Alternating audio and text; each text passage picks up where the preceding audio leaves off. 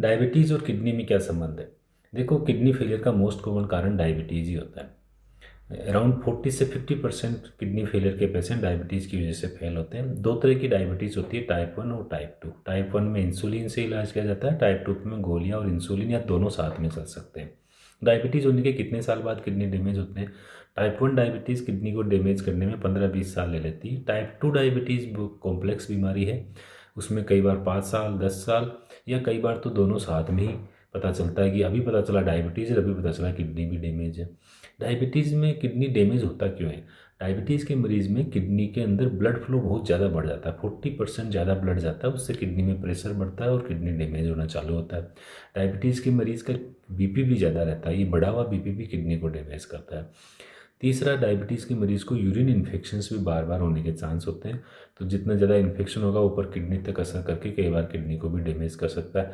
और भी कई कारण होते हैं, कई मेटाबॉलिक प्रोडक्ट बनते हैं जो किडनी को डैमेज करते हैं। पता कैसे लगाया जाए?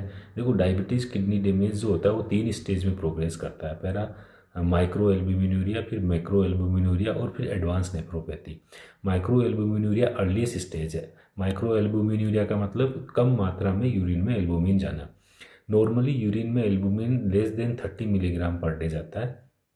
अगर ये 30 से लेकर 300 मिलीग्राम पर डे जा रहा है तो उसको माइक्रो एल्बुमिन यूरिया कहते हैं, और अगर 300 मिलीग्राम पर डे से ज़्यादा जा रहा है तो उसको मैक्रो एल्बुमिन यूरिया कहते हैं। टेस्ट बहुत ही सिंपल है। इसको किस तरह कराया जाता है? यूरिन एल्बुमिन क्रिएटिनिन रेशियो करके कराया जाता है, UACR। लेस देन 30 नॉर्मल, 30 से 300 micro albumin urea, more than 300 macro albumin urea. अगर रैंडम यूरिन की जांच में यूरिन प्रोटीन 2+3+ आ रहा है तो फिर आपको माइक्रो एल्ब्यूमिन यूरिया का टेस्ट कराने की ज़रूरत नहीं है, क्योंकि जब पहले से ही प्रोटीन इतना ज़्यादा जा रहा है तो वो तो मोर देन 300 हो ही गया है। तीसरा स्टेज क्रिएटिनिन। क्रिएटिनिन बढ़ना, तो क्रिएटिनिन तो जब बढ़ेगा जब किडनी आपके 50% से ज़्यादा डैमेज हो चुके होंगे, तो ये तो तीसरी स्टेज है। तो अर्ली स्टेज में पता लगाए तो ही सही रहता है।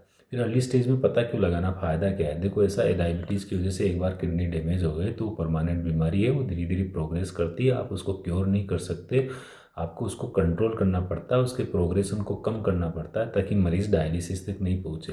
अगर कोई डायबिटीज़ का मरीज़ है, उसका क्रिएटिनिन परसिस्टेंटली 2 या 3 से ज़्यादा रह रहा है और फिर उसका परसिस्टेंटली प्रोटीनूरिया भी बहुत ज़्यादा है, तो वो ठीक नहीं हो सकता, वो प्रोग्रेस करती है। जब बीमारी का पता चलता है तो डायबिटीज़ की दवाइयों में चेंज किया जाता है, डाइट में चेंज किया जाता है, बीपी कंट्रोल किया जाता है। बहुत सारी डायबिटीज़ की दवाइयाँ दे भी नहीं सकते, उनको बंद किया जाता है। और कैसे करके बीमारी को रोकने की या उसके बढ़ने की गति को इतना कम करने की कोशिश करते हैं कि ये मरीज़ डायलिसिस तक नहीं पहुँचे।